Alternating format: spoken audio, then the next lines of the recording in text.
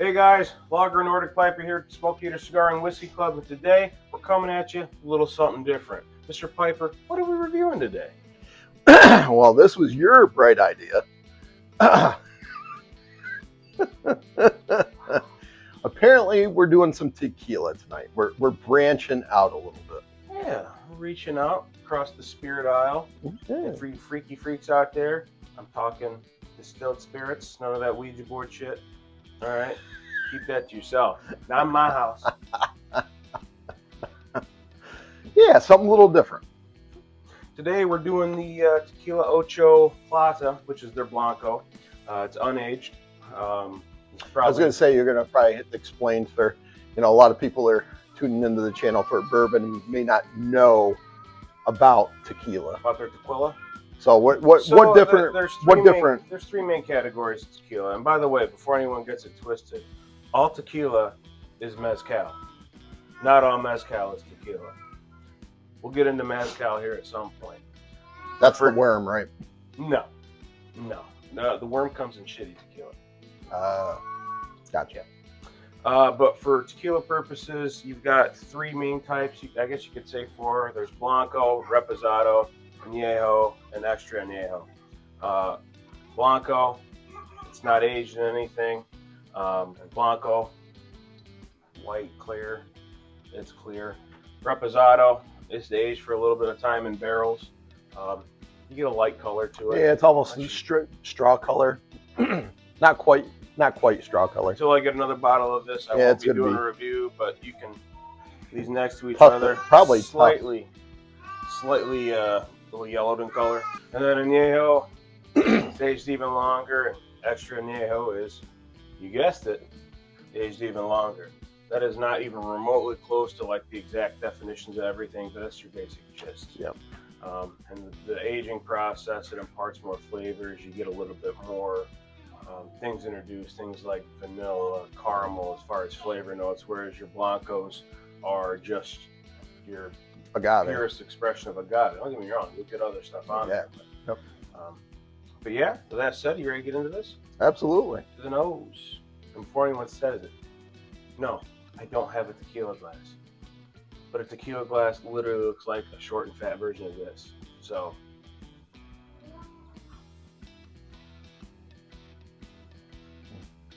right off the bat, agave. The baked agave. Yeah. There, and I do pick up citrus. I was just going to say citrus. Definitely on the. Not a heavy ethanol note, but then again, most tequilas you're going to come in somewhere around that 80 proof. I was going to say, what's the proof on this? This is 80. 40% alcohol. Yep. But all right, enough snapping. Palate, salute. Let's go.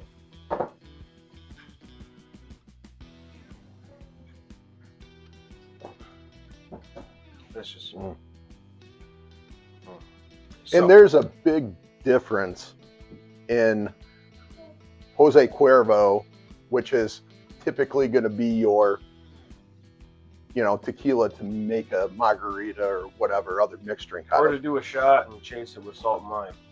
That too. Because it sucks.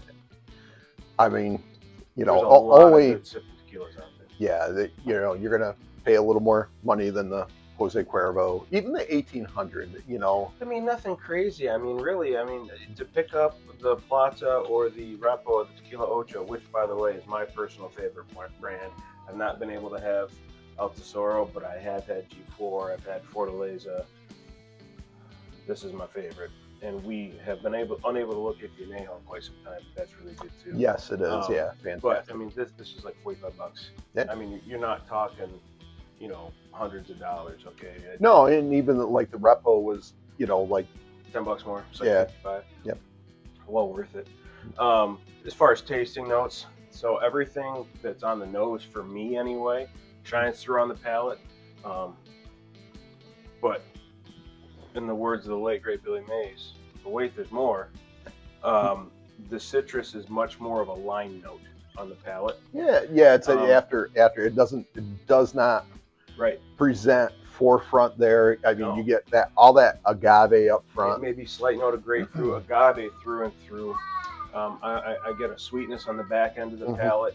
A little bit of like a white or a black pepper spice. I wouldn't really call it either or. I'd say somewhere if white and black pepper had a baby, and I'm not taking that joke any further. That's kind of like the nice little spice. I was nice going to say that white pepper there, but I mean, just a fantastic, you know, on a hot day, sitting on the deck with a nice cigar. I mean, honestly, think about it. Cigars were really got us into tequila in the first place. And then, I mean, you were already drinking scotch and all that beforehand, but really that started our dive into tequila. That started our dive into rum. And now bourbon. My dive into scotch. Yeah. But really, I mean, honestly, I think tequila is probably your best cigar pairing out there in general. 9 times out of 10, I'm going to think. Most every cigar that we've had the tequila, whether it's the Blanco, the Repo, or the have all paired fantastically well. And it doesn't matter whether you're smoking a lighter Connecticut wrapper, you know, darker Maduro. Yep. Yeah, it's fantastic. And to piggyback on what he was saying earlier, it's not your Cuervo, it's not your Sauza. If you're like me and you spent a good chunk of your 20s doing shots of shitty tequila, and you think, man, I hate tequila. You hate shitty tequila. If you like yourself up some, this is fantastic. If you know, people out there, if you like the Patrons, you're gonna love this. Yeah, you like Patron. The Tequila Ocho blows Patron out of the water, and don't get me wrong, I like Patron. Yeah, I do. Yeah. But if you are a Patron fan, pick up a bottle of this, give it a shot. Less money, better taste. Yeah, that'll do it for us here on this episode of Smoke Eater Cigar and Whiskey Club. As always, happy hunting. Cheers to good bourbon. Or tequila. Salute. Skull.